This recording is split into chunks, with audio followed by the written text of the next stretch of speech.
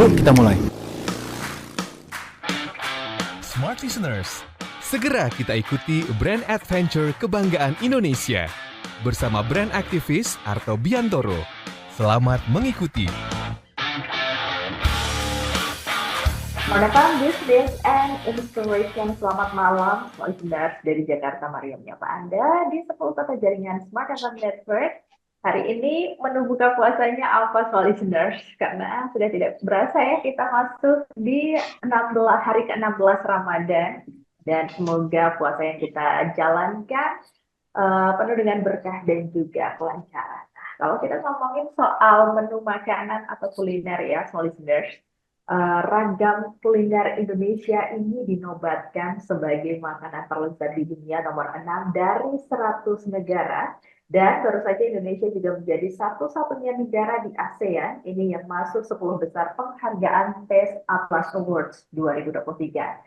Nah, itu artinya warisan rasa Nusantara ini harus terus kita jaga, begitu ya, dan juga dilestarikan di tengah badai industri makanan global. Mending kita langsung tanya saja sama Kang jaganya warisan rasa Nusantara malam hari ini 1 jam ke depan dalam brand adventure kebanggaan Indonesia bersama saya Maria Delta, Mas Arto Biantoro, brand aktivis dan juga CEO dari Samsaka Group, Pak Febrianto Rahmat. Salam Merdeka, Mas Arto dan juga Pak Febri. Salam Merdeka dan salam kuliner Indonesia. Salam kuliner Indonesia. Oke, kalau kita ngebayangin kuliner tuh langsung lapar gitu ya Mas Arto ya? Pas buka puasa lagi. Iya, so langsung silakan Mas Arto. Iya, jadi hari ini senang sekali. Mari kita punya satu tamu yang sebenarnya ini jauh dari sekedar hanya bicara bisnis ya, tapi kita juga bicara bagaimana kita membangun warisan budaya kuliner kita ke arah yang disesuaikan atau beradaptasi dengan perkembangan zaman. Saya mengenal Mas Febri ini sebagai seorang sosok yang bisa dibilang idealis, meskipun hari ini kita lihat di layar bajunya tidak terlalu idealis, tapi sebenarnya satu hal yang menarik yang dilakukan oleh Mas Febri adalah mengumpulkan kuliner-kuliner legendaris yang ada di berbagai daerah, mengemasnya dengan cara-cara yang menarik, dan juga kemudian mencari akar narasi dari kuliner kita. Jadi nggak hanya sekedar kita makan selesai kenyang, tapi di situ ada wawasan, ada konsep, ada sejarah, dan segala macam yang kemudian kita disebutkan tadi oleh Maria sebagai warisan bangsa. Dan oleh karena itu kita senang sekali kehadiran satu sosok kuliner yang memang kemudian melihatnya beyond just taste, rasa, dan lain-lain, tapi juga masuk ke dalam warisan. So, selamat malam Mas Febri. Selamat malam Mas Arto, Mbak Maria. Jadi cerita sedikit ini mungkin langsung dari kita balik nih proses pertanyaannya. Dimulai dari ide mengumpulkan para legendaris ya, dan kemudian akhirnya menjadi sebuah grup gitu. Nah, yang pertama dilakukan ini Samsaka ini sendiri sebagai grup, lalu kemudian dari mana kemampuan untuk bisa berkomunikasi dengan sosok-sosok legendaris ini sebelum akhirnya membuat apa yang kita kenal dengan Cindaga atau kemudian Cindaga Market. Oke, baik. Ini kalau bicara kuliner Indonesia ini luar biasa asik ya, karena nggak akan habis gitu. Dan warisan budaya kuliner ini memang berakar dari zaman dahulu ya, akulturasi budaya. Dan kemudian memang Samsaka itu salah satu misi visinya adalah gimana caranya menggaungkan kuliner lokal agar lebih dikenal di masyarakat. Terutama sebetulnya target kita adalah generasi muda ya, gitu loh. Karena sebenarnya kalau kita tanpa sadari sebetulnya kalau kita tidak bisa nge-balancing bakal punah. Contoh ya, kayak sekarang Gen Z ya misalkan, ataupun milenial ya. Sebetulnya mereka sekarang merasa nyaman di rumah karena masih ada orang tuanya untuk yang masakin masakan Indonesia, gitu ya. Tetapi ketika mereka udah kehilangan sosok orang tuanya, mungkin mereka nggak tahu apa rasa gudeg atau rasa sayur besan yang dari Betawi atau mungkin rasa nasi pindang Semarang gitu-gitu ya. Jadi bahkan beberapa pengalaman kita di lapangan, Gen Z itu baru tahu yang namanya gudeg, yang namanya nasi pindang gitu. Nah ini kan menurut saya perlu kita memang populerkan dan sosialisasikan di masyarakat ya. Mungkin kalau angkatan baby boomers atau apa mungkin eh, udah tahu ya karena memang mereka lahir di zaman itu gitu loh. Nah maka dari itu saya rasa kenapa kita mau angkat ini sebagai salah satu hal yang harus kita gaungkan karena kita pengen jadi raja di negeri sendiri. Bayangkan saja negara lain ya sekelas ya mungkin kayak tetangga kita kayak Thailand atau mana dengan satu menu aja tom yum itu bisa mendunia gitu. Kenapa kita enggak? Padahal kuliner kita juga sangat luar biasa. Kan masalah berarti ada di mana? Adalah di promosi. Kemudian bagaimana gencarnya F&B industri dari luar tuh masuk ke Indonesia dan itu sangat diminati.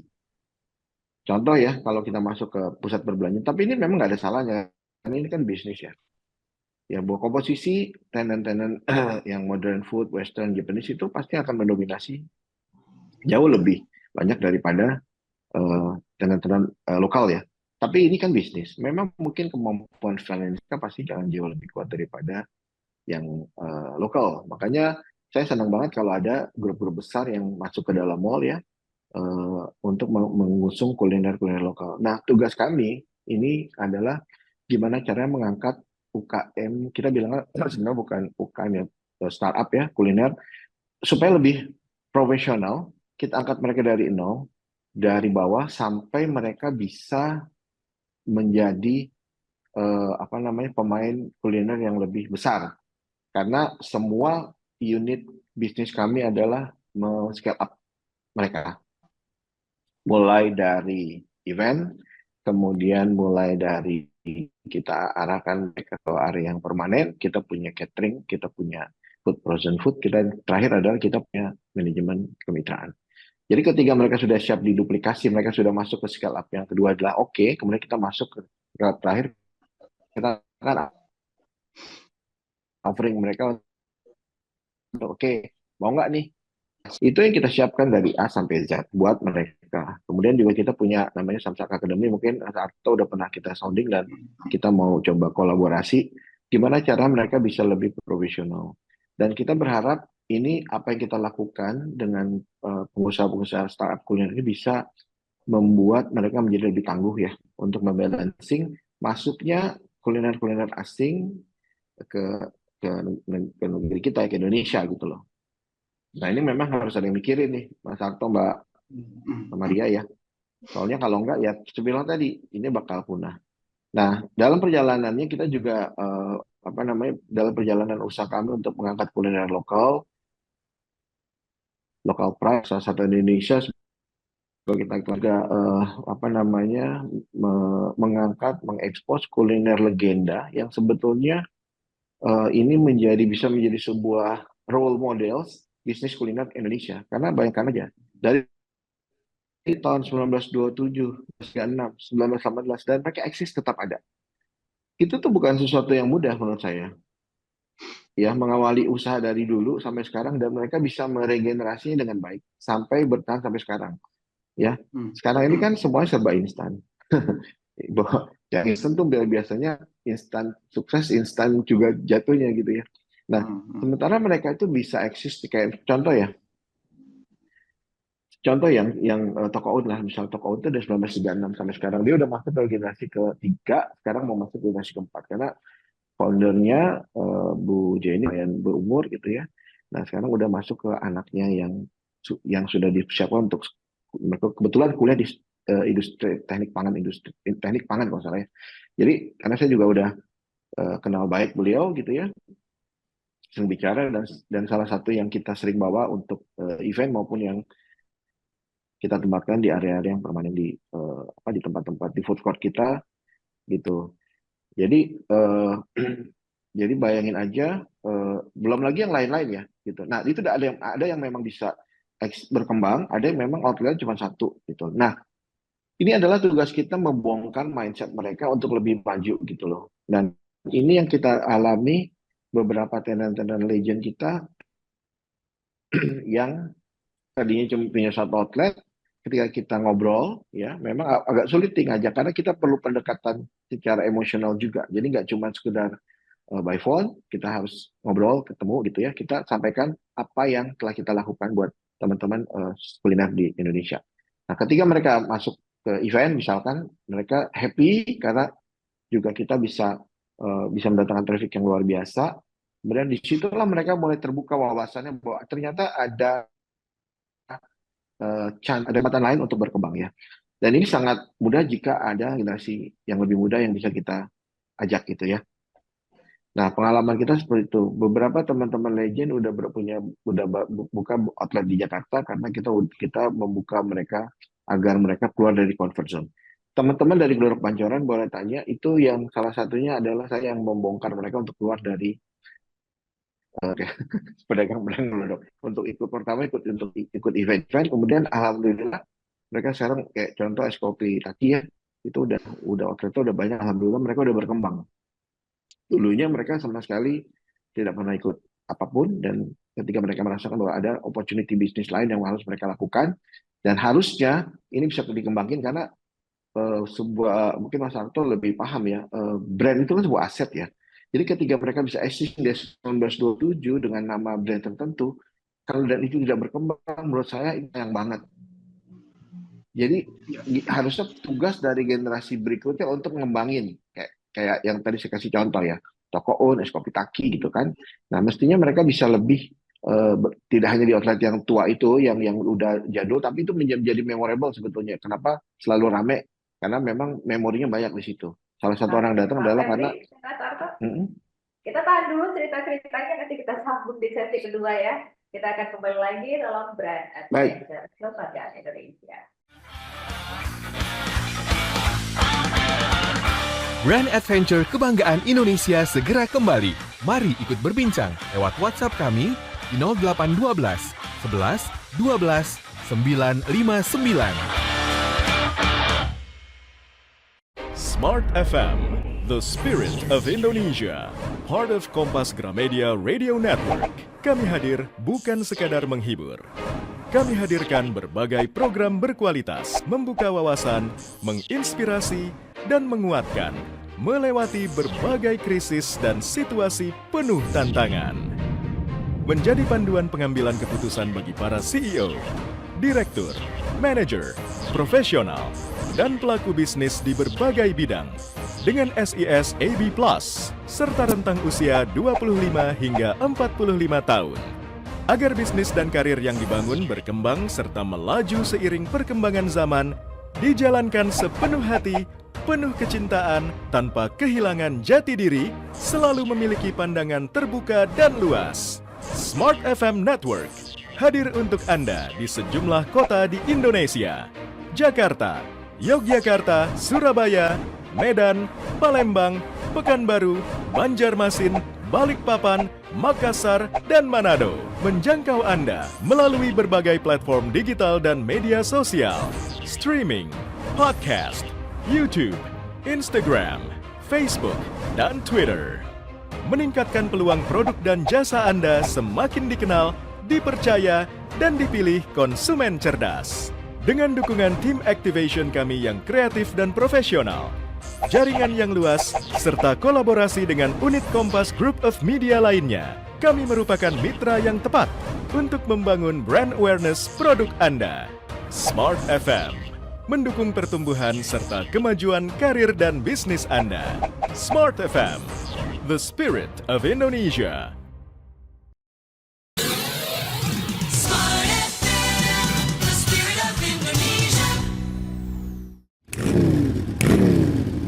Yuk kita mulai.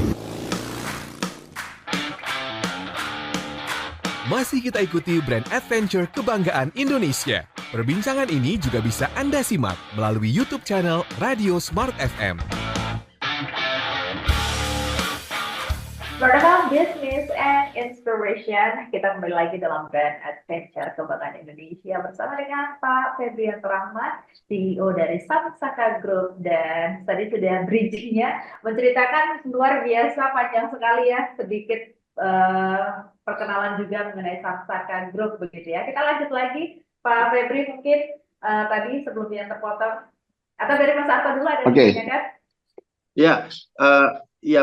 Jadi kita sekarang paham kegelisahan kita dalam tanda petik ya, Samsaka Group yang melihat bahwa ini kalau nggak dijaga, jangan bercanda nih, kuliner itu bisa hilang. Dan benar sih, kalau bahkan generasi kita saja yang generasi X ini sudah melihat beberapa makanan yang mungkin hari ini sudah sangat jarang sekali, kue pancong mungkin kayak gitu-gitu, mungkin sekarang hari ini sudah sangat jarang untuk bisa dilihat. Dan apa yang dilakukan oleh Samsaka jelas bukan hanya tadi bicara soal apa namanya bisnis side-nya, tapi juga mempreservasi. Tapi yang menarik Maria dan smart listeners adalah bagaimana caranya Samsaka bisa mendorong atau mengajak brand-brand legendaris. Tadi yang disampaikan itu brand-brand legendaris lokal yang sudah teruji lewat waktu ya, Toko Unla, Kopi Taki lah, ini bukan brand-brand baru, tapi tadi sudah sejak puluhan tahun, mungkin rata-rata udah 25 tahun ke atas usianya, bahkan ada yang 50 tahun ke atas. Dan ini kan jelas sebuah keberanian baik dari Samsaka, tapi juga keberanian dari pemilik usaha, apakah itu generasi kedua, generasi ketiga, untuk bisa mau dalam tanda petik naik kelas bersama dengan Samsaka Group. Nah, apa yang kemudian mendasari mereka, kebanyakan ya kalau Mas Febri lihat, yang membuat mereka kemudian tertarik untuk naik kelas, tertarik untuk join, tertarik untuk kemudian, karena pasti ada juga yang tidak tertarik, dan kami mau belajar apa bedanya sih antara yang tertarik dan nggak tertarik. Oke, sebetulnya kalau yang tertarik itu, ya pertama memang cara kita meyakinkan ya bahwa sebetulnya kita menyampaikan idealisme kita terhadap kuliner Indonesia, dan kalau memang ownersnya punya misi yang sama dan memang peduli, dan mereka pasti akan ikut gitu. Tetapi yang tidak tertarik, kita akan mencoba menjadi tertarik gitu loh. Kita tidak akan menyerah untuk mereka akhirnya oke gitu kan. Dan itu sering kejadian. Bahkan saya mendekati satu brand gitu kan, kayak Mak Beng ya, yang udah terkenal di Sanur gitu ya. Itu kurang lebih saya 3 tahun pendekatan untuk ownersnya ya. Kebetulan jadi sekarang jadi sahabat saya karena CS banget gitu ya. Dan itu pun perlu waktu ya untuk bonding dengan beliau gitu. Nah, sampai akhirnya mereka mau ikut ke Jakarta. Yang kemarin bikin festival Kampung Genda yang di Mall Ciputra Jakarta itu Mak Beng ikut, dan itu ramai sekali gitu ya. Dan ini sebetulnya sebuah kepuasan tersendiri ketika kita bisa memanggungkan mereka keluar dari daerahnya gitu loh. Artinya juga memperkenalkan brand ini kepada masyarakat, walaupun sebetulnya secara brand udah terkenal ya, tapi kan mungkin nggak semua orang tahu Mak Beng gitu. Mungkin ya mostly orang tahu Bali tahu lah.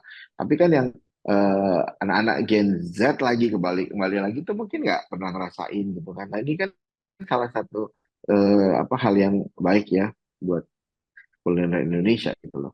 Jadi kalau misalkan mereka nggak mau, ya kita yakinkan, kita dekatin terus. Karena kita nggak mau minjem duit, kita mau ngasih peluang usaha gitu.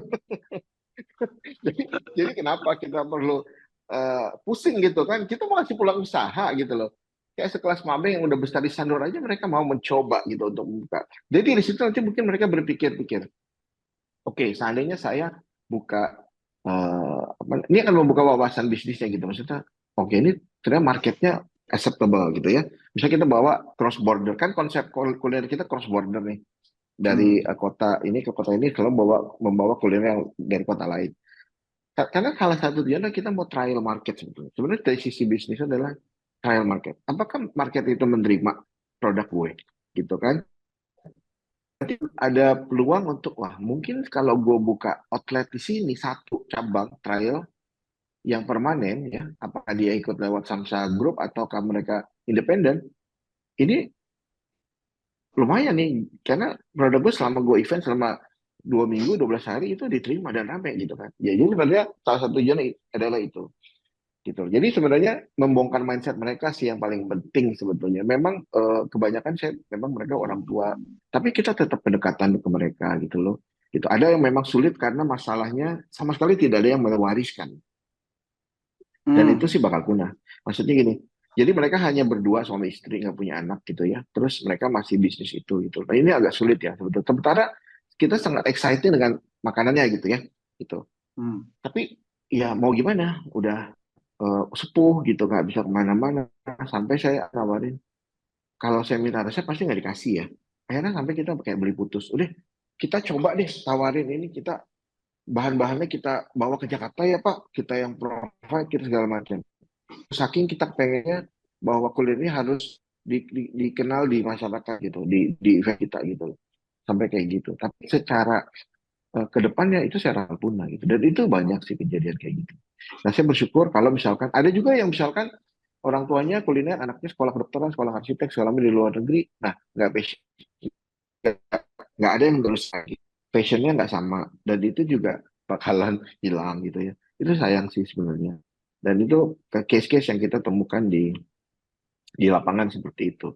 Jadi pada prinsipnya sebetulnya selama kita punya niat yang baik, memberikan mereka wawasan, bisnis, peluang usaha dan lain sebagainya, saya rasa mereka mau sih. Kalau masalah teknis itu bisa kita pikirin banget, itu bisa kita bantu banget. Teknis, misalkan teknisnya pengiriman, makan waste, gimana cara handling waste-nya, semua aman lah pokoknya. Karena kita siapin semua kebutuhan mereka gitu. Jadi Ya. sebetulnya nggak ada hanya mereka mau apa enggak gitu. Kita pasti all out untuk bantu mereka sampai ke tempat tujuan. Misalkan mereka bisa kita bawa ke Jakarta, ada atau segala macam, itu pasti kita bantu all out sampai mereka mungkin tugasnya cuma masak, jualan. Nah, belanja udah kita siapin semuanya gitu. Pasar-pasarnya kita siapin. Jadi sebenarnya eh, itu yang mau apa enggak aja gitu. Kalau mau pasti kita bantu. Ya.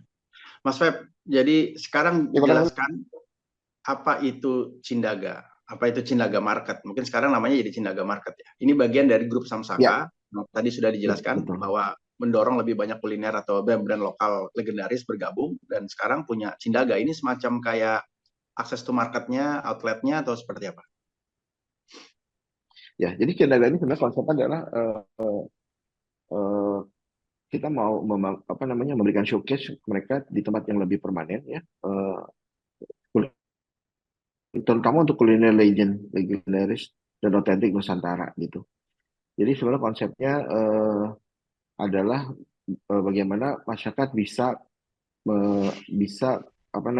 menikmati kuliner legenda dalam satu lokasi tanpa harus pergi ke kota asalnya gitu. Nah, kemudian kita memang karakter kita adalah otentik dan legendary ya. Jadi memang apa yang kita bawa selalu harus otentik dan legend gitu loh. Salah satu Cindaga Market. Gitu. Kita menginginkan bahwa Cindaga Market menjadi salah satu showcase Nusantara yang bisa menjadi role model buat secara market. Kita bisa mengklaim bahwa ini salah satu-satunya tempat makan yang kita bisa bilang ke food court gitu yang mengusung kuliner legendary terbanyak gitu ya di FX Sudirman gitu di situ. Nah, tapi kembali lagi sebetulnya memang eh, tidak mudah juga sebetulnya maintain tempat-tempat yang permanen gitu kan. Memang perlu dan itu juga harus sinergi kita sebagai pengelola, kemudian landlord dan tentunya pihak tendernya sendiri. Tapi alhamdulillah karena kedekatan kita dengan owners kemudian dengan ini ya dan kita juga memberikan mereka peluang-peluang usaha lain mereka sih sepi gitu ya Cindaga Market gitu. Ya, baik. Iya kira-kira gitu. Maria? Oke, berarti ini sudah berjalan berapa lama dan juga sudah berada di beberapa titik gitu ya Pak Febri ya? Ya, kalau Cindaga Market konsep ini memang konsep yang kita belum aplikasikan di tempat karena kita terikat oleh kontrak sebetulnya. Jadi pihak partner kita tidak mau tempat ini Cindaga ini ada di tempat selama kurang lebih 2 tahun. Jadi kita Hmm. karena eksklusivitas daripada si tindakan market ini, maka kita tidak mengaplikasikan di tempat lain. Tapi eh, kalau di tempat-tempat yang kita kelola lain, memang konsepnya berbeda gitu loh. Nah ini kurang lebih sudah 2 tahun lah, hampir 2 tahun. Oke, berarti kalau treatment apa saja sih yang mungkin diberikan oleh Samsaka Group terhadap tenan-tenan yang mungkin join gitu Pak Febri? Pertama kita gini, kalau kita sebetulnya banyak memberikan fasilitas untuk mempermudah mereka join ya. Misalkan dengan sistem revenue sharing. Jadi kita usahakan mereka tidak ada pembayaran apapun di depan gitu loh. Jadi kayak misalkan mereka harus sewa booth atau apa segala macam. Jadi sistemnya revenue sharing. Dan kita memberikan banyak fasilitas untuk kemudahan mereka berjualan gitu loh. Nanti dari situ kita akan lihat bagaimana omset dan sebagainya gitu. Kita sebenarnya berharap mereka eksis dulu ya gitu kan. Karena apapun ceritanya bisnis kayaknya nggak begitu indah kalau nggak ada idealisme. Kalau saya ya bisnis memang penting, profit penting, tapi idealisme penting dan tentunya ya lebih kepada bagaimana cara kita membantu orang, saling membantu ya gitu kan, agar orang bisa sukses gitu kan. Ya itu. Jadi treatmentnya adalah kita fight pasti kalau kita dengan partner misalkan kita diminta untuk Pak tolong dong saya mau buka tempat ini. Oke, kita kasih konsep, pasti kita akan fight bahwa kita punya gerbong di belakang yang harus kalian akomodir nih gini gitu lah. Itu kita gitu. Ya. Oke. Terus bagaimana untuk bisa mengajak mereka join? Apakah mendaftar di sebuah aplikasi atau memang dari Samsaka Group yang mengajak untuk bisa join gitu Pak? Iya, kalau sekarang ini kita punya semua tenan-tenan kuliner Indonesia yang mau join dengan semua unit usahanya Samsaka Group bisa masuk ke aplikasi kita, masih web base itu app.isi data semuanya itu termasuk outletnya di mana itu nanti bisa diisi. Nah itu nanti kemudian akan kita kurasi makanannya, akan mereka kirim, akan kita kurasi, kemudian kita akan kasih rating. Kalau mereka lolos, mereka akan ke listing di dalam tenannya kami, tenan Samsaka Group. Nanti kami akan mulai menghubungi mereka, apakah mereka cocok jadi event, ataukah mereka mau kita offering ke area yang permanen ya kayak food court, atau ke ya banyak lah offering bisnis yang kita tawarkan mereka, asal mereka memang mau untuk maju, mau untuk lebih profesional. Karena kan sebetulnya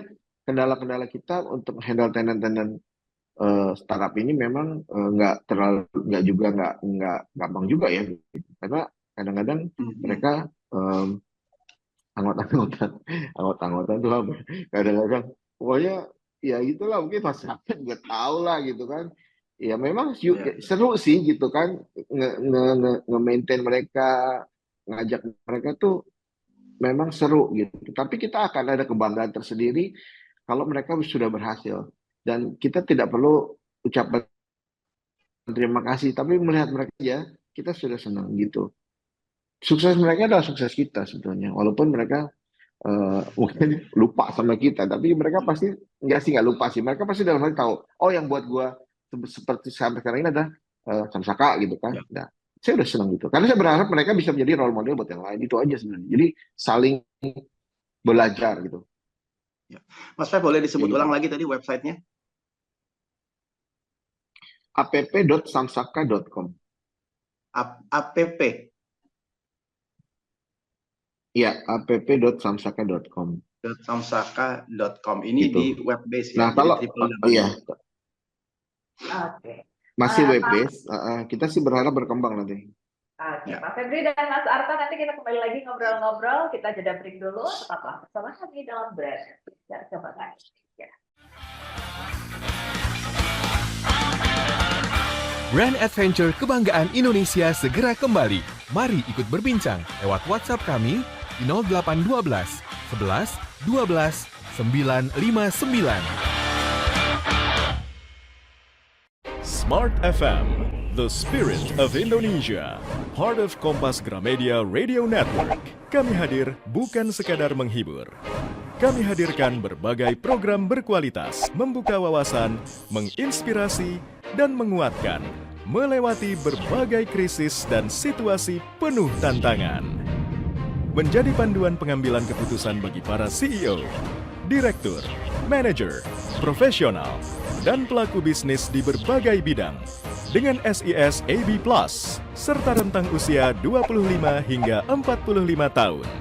Agar bisnis dan karir yang dibangun berkembang serta melaju seiring perkembangan zaman, dijalankan sepenuh hati, penuh kecintaan, tanpa kehilangan jati diri, selalu memiliki pandangan terbuka dan luas. Smart FM Network hadir untuk Anda di sejumlah kota di Indonesia: Jakarta, Yogyakarta, Surabaya, Medan, Palembang, Pekanbaru, Banjarmasin, Balikpapan, Makassar, dan Manado. Menjangkau Anda melalui berbagai platform digital dan media sosial, streaming, podcast, YouTube, Instagram, Facebook, dan Twitter. Meningkatkan peluang produk dan jasa Anda semakin dikenal, dipercaya, dan dipilih konsumen cerdas. Dengan dukungan tim activation kami yang kreatif dan profesional, jaringan yang luas, serta kolaborasi dengan unit Kompas Group of Media lainnya, kami merupakan mitra yang tepat untuk membangun brand awareness produk Anda. Smart FM mendukung pertumbuhan serta kemajuan karir dan bisnis Anda. Smart FM, the spirit of Indonesia. Smart FM, the spirit of Indonesia. Yuk kita mulai. Masih kita ikuti brand adventure kebanggaan Indonesia. Perbincangan ini juga bisa Anda simak melalui YouTube channel Radio Smart FM. Brand Adventure Kebanggaan Indonesia kembali hadir, Samsaka Group ya. Listeners, kita sudah ngobrol panjang lebar. Ini tidak cuma menjaga dan juga melestarikan warisan kuliner Nusantara, tapi juga membantu para bisnis kuliner di Indonesia untuk bisa bangkit dan juga terus berkembang. Pasti kan kalau kita ngomongin bisnis kuliner lokal Indonesia ini kan banyak banget ya, Pak Febri, ragamnya begitu. Ya. Kalau dari Samsaka Group sendiri filternya seperti apa nih untuk bisa join ke Samsaka Group? Sorry, Mbak Maria, kriterianya? Kriterianya untuk bisa di scale up dan juga dibantu untuk. Oke. Pertama, makanannya pasti harus Indonesia ya, Nusantara ya, gitu loh. Kemudian nanti begitu mereka register ke kita kurasi tentunya rasa. Biasanya kita akan rasa itu udah pasti nomor satu lah, harus enak. Kalau nggak enak ya gini, kalau misalkan mereka kan nanti ada ratingnya tuh ya, misalkan masuk rating 0 sampai 5 gitu. Kalau misalkan lagi 4 itu udah oke, udah kita bisa masuk 3,9 dengan catatan misalnya, itu kita boleh, kita kan kasih advice ke mereka, Pak, ini bisa nggak, ininya mesti ditambah, ini mungkin kurang ini kurang. Jadi mereka boleh coba lagi gitu sampai mereka lolos. Nah setelah mereka lolos tentunya kan mereka mau untuk kita ajak ya. Kalau kita ajak kamu berarti kemudian mereka mau untuk maju itu ya. Itu paling penting sebenarnya, mereka mau kooperatif. Mereka juga punya misi terhadap pengembangan usahanya gitu. Karena gini, bahwa sebenarnya usaha kuliner itu yang paling penting adalah nggak melulu cari duit. Sebetulnya kalau dari sisi point of view saya ya, bahwa sebenarnya mereka harus benar-benar bisa brandnya itu bisa diwariskan gitu loh. Bahwa ketika kita saya buat usaha pempek, jadi nggak cuma cari duit, bahwa saya harus berpikir gimana nih pempek gue ini nanti anak gue bisa nerusin, pempek gue bisa bertahan selama puluhan tahun, sampai saya mati. Kemudian nanti anak saya yang nerusin pempek ini. Nah, kalau mereka udah punya pola pikir seperti itu, mereka mesti akan ngeberesin tuh satu-satu dikit. Nah, gimana cara supaya bisa bertahan lama? Tentunya saya perlu manajemen yang baik, ini yang baik, segala macam. Nah, itu diberesin. Nah, tapi ada juga yang cuman, saya suka tanya, sebenarnya tujuanmu usaha lo sih cari duit? Ya benar. Benar, cari duit itu pasti itu tujuan kita. Tapi harus bahwa brand itu bisa diwariskan gitu. Jadi ada tujuan. Nah, jadi balik lagi, Kalau mereka punya motivasi yang kuat untuk maju, ya kita senang banget gitu. Jadi sebenarnya kriterianya nggak susah, Mbak Maria. Rasanya enak, kemudian dia antara, gitu kan, lulus kurasi kita, kemudian setelah itu mereka bisa ikut. Nah setelah ikut, nah ini nih, kita harus cek pertama displaying mereka. Yang menarik lagi kalau misalkan live cookingnya itu atraktif. Kenapa industri makanan di Thailand itu sangat menarik? Pertama karena ya udah pasti karena Thailand menjadi destinasi. Kemudian kulinernya tuh seru ya karena secara displaying, secara live cooking itu membuat orang tuh kepengen datang, kepengen ke sana gitu loh. Jadi kalau pada saat event itu sebetulnya paling penting adalah bagaimana kita mengentertain mata customer terhadap booth kita secara display, secara live cooking. Setelah itu baru rasa. Yang kalau rasa enak udah pasti mereka kan kembali lagi gitu. Kalau rasa sih sebenarnya kalau udah ikut event kita udah nggak ada isu karena udah pasti enak. Nah itu yang kita ajarkan bagaimana cara mereka bisa mendisplay karena display itu juga nggak gampang ya karena itu perlu perlu ilmu juga kayaknya. Gimana cara display makanan yang bagus, supaya menarik dan sebagainya. Nah itu sih yang paling penting. Nah itu kita juga ajarin ke mereka. Jadi jangan kayak cuman meja kosong gitu. Siapa yang mau beli? Ya, Mas Gitu. Feb, Nah jadi nanti kita lihat lagi mereka omset dan lain sebagainya. Ya, eh, berhubungan dengan begitu banyak brand-brand legendaris, apa yang kita bisa pelajari dari ketangguhan mereka puluhan tahun ya? Bisa share nggak ke smart listeners dan juga mungkin yang hari ini berpikir kok bisa ya sampai puluhan tahun seperti itu? Kalau dari pengalaman Mas Feb bertemu dengan mereka, apa poin 1, 2, 3 yang mungkin membuat kita melihat bahwa oh benang merahnya di sini nih. Selain tentu saja rasa ya, tentu saja rasa. ya. Pertama mereka pasti ingin apa namanya melestarikan kuliner yang mereka bawa ya. Kayak misalkan top coat. Kemudian passion itu penting banget sebetulnya. Passion, Hmm, kemudian konsistensi, kesabaran, keuletan itu yang mereka punya gitu loh. Bahwa mempertahankan kuliner warisan dari tahun 1934, 1927, tahun 1918 itu saya aja nggak kebayang gitu ya. Gila loh, mereka bisa. Dan itu rasa itu nggak berubah loh. Ini yang paling hmm, penting. hmm. Rasa tidak berubah. Jadi bagaimana menjaga rasa? Berarti kan mereka konsisten terhadap resep, terhadap bahan baku, terhadap apa namanya penyajian, Ya, pengelolaan stockingnya, penyimpanannya. Nah, ya. itu kan selama itu mereka bisa mempertahankan dan itu yang makanya pertama adalah passionnya itu bahwa sebenarnya tidak pernah menyerah, yakin akan apa yang mereka lakukan, konsisten itu yang paling penting gitu kan, dan sabar dan ulet. Itu sih pasti kayaknya itu normatif ya. Semua orang mesti usaha mesti gitu sih.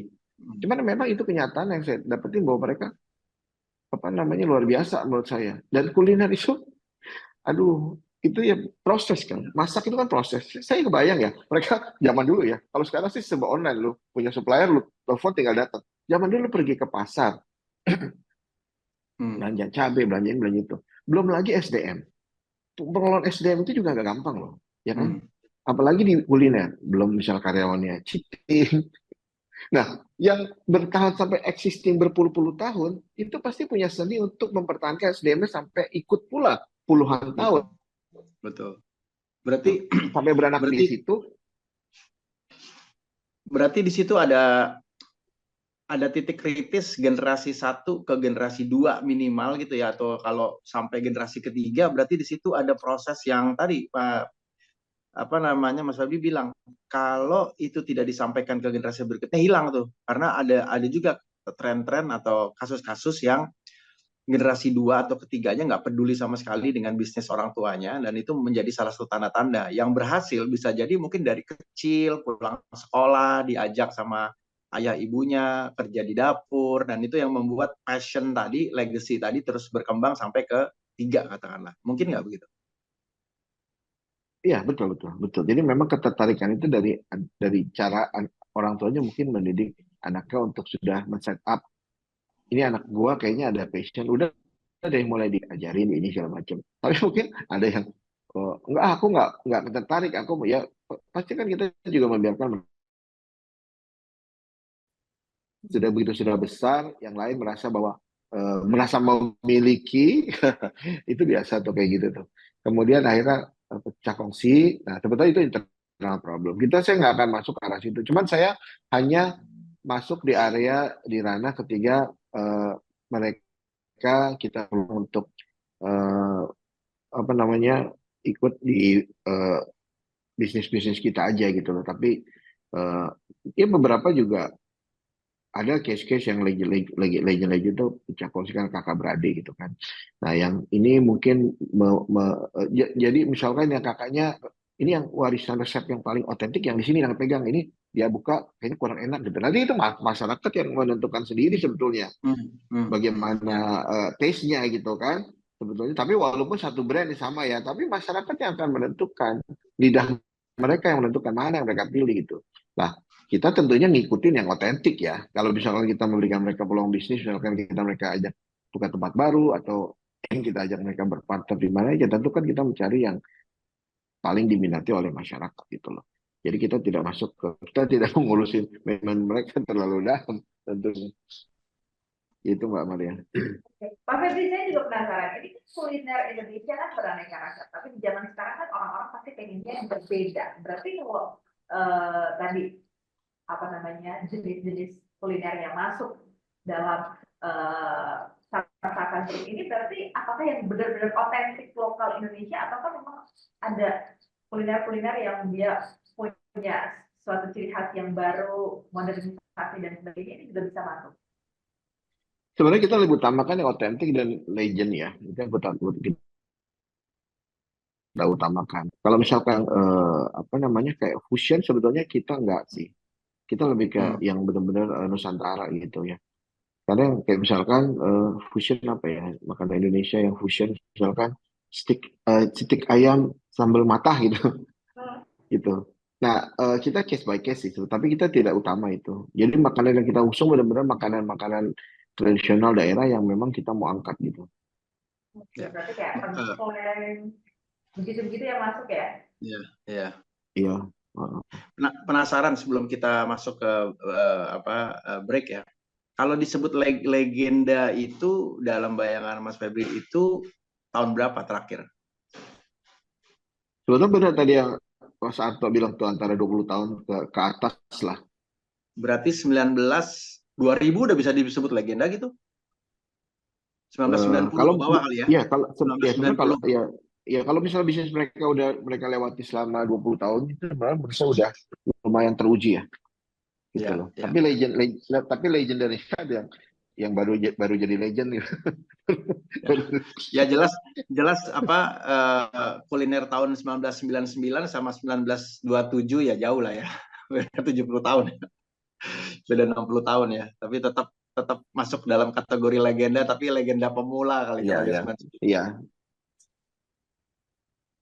Oke, berarti ini yang legenda pemula. Tapi sebetulnya gini bisa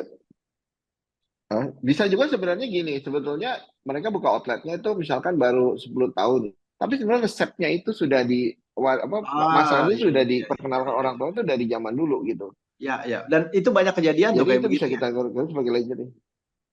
Banyak. Jadi udah buka, misalkan orang tuanya udah pernah buka dulu warung dengan resep itu, kemudian mungkin close, tutup ya, misalkan tutup, terus dibuka lagi anaknya, dan Ya, itu ya. rame gitu misalkan. Nah itu kita sebetulnya lihat ceritanya seperti apa. Ngitungnya berarti dari orang tua buka berarti. Secara marketing.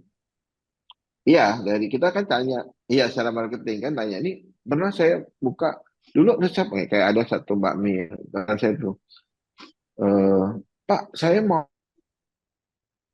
dulu saya punya bakmi nih, warisan resep saya di Bandung, bakmi rica-rica, bukan, ada bakmi kejaksaan, dia bilang, ya udah, lu buka deh di gue nih, ini kalau Pak atau dengar nih dia ketawa nih, ya udah, tes food Pak di event saya waktu itu di Kampung Legenda, udah coba tes food, terus akhirnya tes food enak, wah ini enak nih bakmi, gue bilang mantep, udah approve lah, gue bilang approve. Bakmi Kejaksaan Bandung.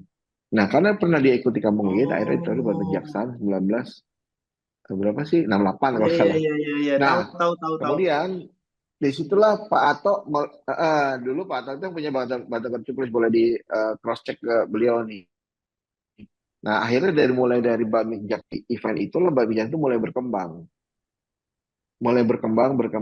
sampai pernah mereka kita tawarin untuk dikembangkan bisnisnya gitu kan. Nah, kemudian Pak Ato mulai mencoba sendiri waktu itu nawarin ke temannya. Rame.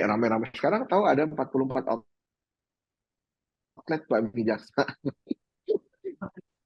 Nah, jadi kalau Oke. Pak Ato dengar nih ceritanya bahwa sebenarnya memberikan untuk itu ya si kami lah gitu kan. Ya. Oke, Pak Febri dan juga Mas Afek, kita kembali jeda break dulu, nanti kita akan kembali di sesi terakhir dalam Brand Adventure perkembangan. Brand Adventure Kebanggaan Indonesia segera kembali. Mari ikut berbincang lewat WhatsApp kami di 0812 11 12 959. Smart FM, the spirit of Indonesia, part of Kompas Gramedia Radio Network. Kami hadir bukan sekadar menghibur. Kami hadirkan berbagai program berkualitas, membuka wawasan, menginspirasi, dan menguatkan, melewati berbagai krisis dan situasi penuh tantangan. Menjadi panduan pengambilan keputusan bagi para CEO, direktur, manajer, profesional, dan pelaku bisnis di berbagai bidang dengan SIS AB+, serta rentang usia 25 hingga 45 tahun. Agar bisnis dan karir yang dibangun berkembang serta melaju seiring perkembangan zaman, dijalankan sepenuh hati, penuh kecintaan, tanpa kehilangan jati diri, selalu memiliki pandangan terbuka dan luas. Smart FM Network hadir untuk Anda di sejumlah kota di Indonesia. Jakarta, Yogyakarta, Surabaya, Medan, Palembang, Pekanbaru, Banjarmasin, Balikpapan, Makassar, dan Manado. Menjangkau Anda melalui berbagai platform digital dan media sosial, streaming, podcast, YouTube, Instagram, Facebook, dan Twitter. Meningkatkan peluang produk dan jasa Anda semakin dikenal, dipercaya, dan dipilih konsumen cerdas. Dengan dukungan tim activation kami yang kreatif dan profesional, jaringan yang luas, serta kolaborasi dengan unit Kompas Group of Media lainnya, kami merupakan mitra yang tepat untuk membangun brand awareness produk Anda. Smart FM mendukung pertumbuhan serta kemajuan karir dan bisnis Anda. Smart FM, the spirit of Indonesia. Smart FM, the spirit of Indonesia. Yuk kita mulai. Masih kita ikuti Brand Adventure Kebanggaan Indonesia. Perbincangan ini juga bisa Anda simak melalui YouTube channel Radio Smart FM. Smart FM Business and Inspiration, kita kembali lagi dalam Brand Adventure Kebanggaan Indonesia bersama dengan CEO Sapsaka Group, Pak Febrianto Rahmat dan juga Mas Arto Biantor. Pak Febri, kalau boleh diceritakan sekarang yang sudah bergabung bersama dengan Sapsaka Group, sudah ada berapa tenan? Kalau dari database kita sebenarnya kita lebih dari 1.000 ya. 1.000 tenan kita. Wow. Karena sebetulnya kita udah mengkurasi lebih dari 1.000 tenan ya. Cuman balik lagi sebetulnya kepada ya yang aktif ya, yang ini segala macam ya mungkin setengahnya ya, 500 tenan kita yang memang aktif untuk mengikuti event-event ataupun kita berikan peluang-peluang usaha. Karena kan sebetulnya mereka juga nggak semua punya kemampuan finansial yang sama gitu kan. Gitu. Makanya ini salah satu kendala gimana caranya mengangkat modal lokal sebenarnya dari sisi permodalan juga sih. Sebenarnya kan kalau permodalan di kita tuh kendalanya adalah harus ada BI checking. BI checking. Ya ngerti lah UKM gimana ya, itu paham. Makanya kita kadang-kadang gini, kadang-kadang sampai sendiri memberikan pinjaman modal tapi nggak besar kecil ke semua teman-teman startup kuliner yang baru memulai usaha event gitu kan. Ya, tapi nggak banyak lah modalnya, jumlahnya paling cuma misalkan 10 juta, 20 juta gitu. Dan kita sih santai karena kan begitu mereka ikut event kita akan potong omset aja gitu. Mereka cara balikinnya gitu. Dan Ya. tidak ada bunga gitu di kita gitu. Jadi sebenarnya saya pengen sebetulnya ada satu lembaga financial itu yang bisa bantu mereka gitu tanpa harus ribet dengan segala macam eh day checking lah, ini lah segala macam. Karena ya memang itu mesti mereka benerin karena kalau misalnya mereka mau masuk ke permodalan perbankan itu secara manajemen finansial mesti mereka urus beresin gitu.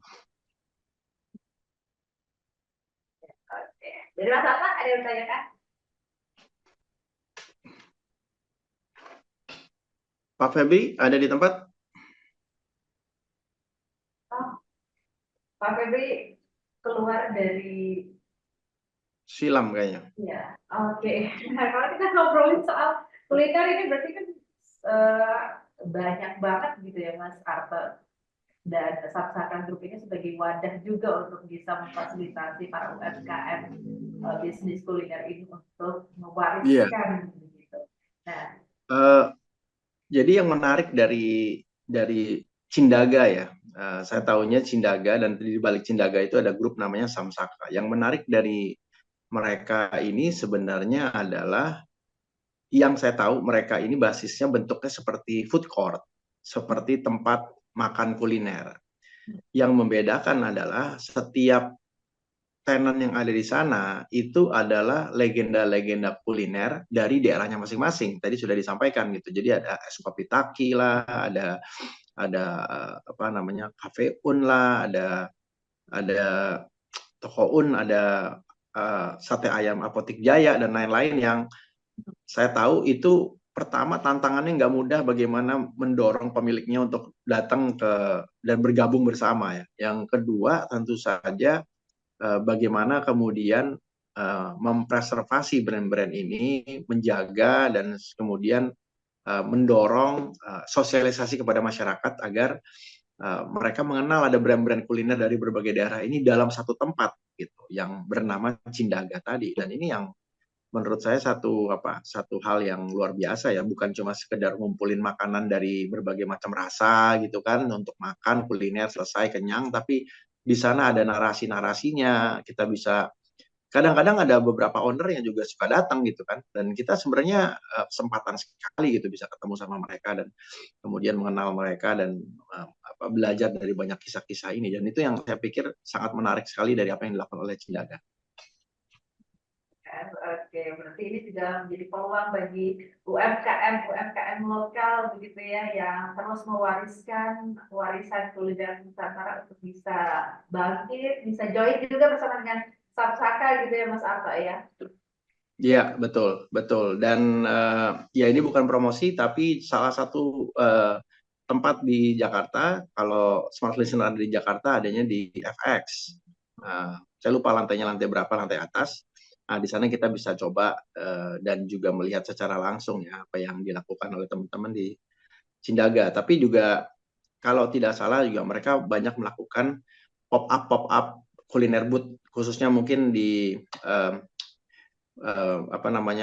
bulan Ramadan ini ya, dan nanti mungkin kita bisa cari tahu dari websitenya atau dari Instagramnya di mana saja teman-teman dari Cindaga kemudian melakukan kegiatannya, dan ini saya rasa satu pengalaman kuliner yang menarik Maria untuk kemudian bisa dirasakan. Oke, tapi kalau mungkin dari Mas Arto sendiri melihat dengan hadirnya tren-tren kuliner yang ya industri kuliner global ini juga masuk menghantam begitu ya kuliner Indonesia, ini bagaimana? Apakah akan terus persaingan pasti ada begitu ya, tapi dengan hadirnya Sapsaka Group ini kan pasti juga membantu para UMKM kuliner lokal untuk bisa terus bangkit jadi jagoan juga. Iya, memang sudah seharusnya begitu ya. 270 juta, 280 juta penduduk kita ini memang jelas merupakan magnet daya tarik, dan kita kan nggak mungkin menutup diri ya sebagai sebuah bangsa untuk melarang kuliner-kuliner, karena dari dulu bangsa kita ini bangsa yang sangat terbuka gitu, dan tentu saja ini juga harus disikapi dengan bijak. Artinya keterbukaan kita terhadap budaya, termasuk di dalam hal ini fashion dan kuliner dari negara-negara lain, juga harus diimbangi dengan kemampuan manajemen dan kemampuan pola pikir dari brand-brand lokal kita, baik itu di industri fashion, craft, kuliner tentu saja, dan industri-industri kreatif yang lain. Ini bagi konsumen jelas keuntungan karena brand-brand lokal kita akan selalu mampu untuk meningkatkan kualitas menjadi semakin baik, semakin baik, semakin baik. Mungkin bukan dalam bentuk cita rasa saja ya, tapi juga dalam bentuk preservasi penyajian, dalam bentuk bagaimana menyimpan bahan baku sehingga kemudian memiliki umur yang lebih panjang dan lain-lain. Jelas ini sebuah keuntungan dan jelas menjadi semacam tanggung jawab bersama, khususnya bagi para pemilik brand lokal untuk melihat, oke, kalau begitu dengan masuknya brand-brand lain, mau Korea lah, mau dari Cina lah, mau dari Prancis atau negara barat lainnya, atau dari Timur Tengah bahkan, jelas ini juga merupakan PR bagi teman-teman kuliner lokal atau Nusantara dalam bahasanya Mas Febri, untuk juga berbenah dan otomatis membuat kualitas dari kuliner Nusantara kita jadi lebih baik karena adanya persaingan, karena adanya keterbukaan, karena adanya globalisasi tadi. Jadi jelas ini sangat menguntungkan bagi masyarakat, khususnya pecinta kuliner. Ya, oke, Mas Arta, mungkin karena Pak Febri juga belum bisa bergabung lagi bersama kami, tapi ini sudah menit-menit untuk kita mengakhiri topik malam hari ini. Mungkin sekarang closing dari Mas Arta, silahkan.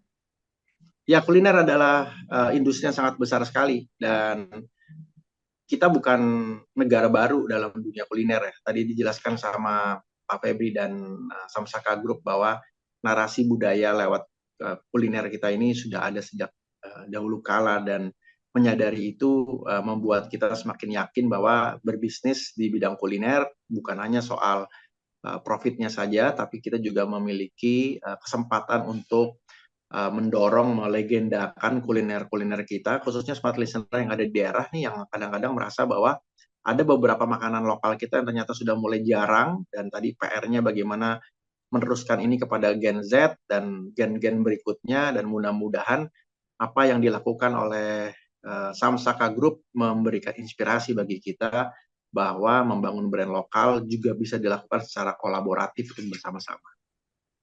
Oke, semua listeners, inilah akhir perbincangan kita di malam hari ini dalam Brand Adventure Kebanggaan Indonesia. Terima kasih untuk Anda yang sudah menyimak, dan untuk Anda yang tertinggal, kami simpan rapi topik-topik dari Brand Adventure Kebanggaan Indonesia di YouTube Smart FM, dan Anda bisa menyaksikannya kapanpun dan di mana saja. So, akhirnya saya Maria Delva.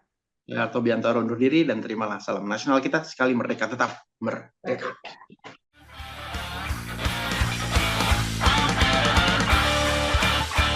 Telah kita ikuti Brand Adventure Kebanggaan Indonesia bersama brand aktivis Harto Biantoro. Terima kasih dan sampai jumpa minggu depan.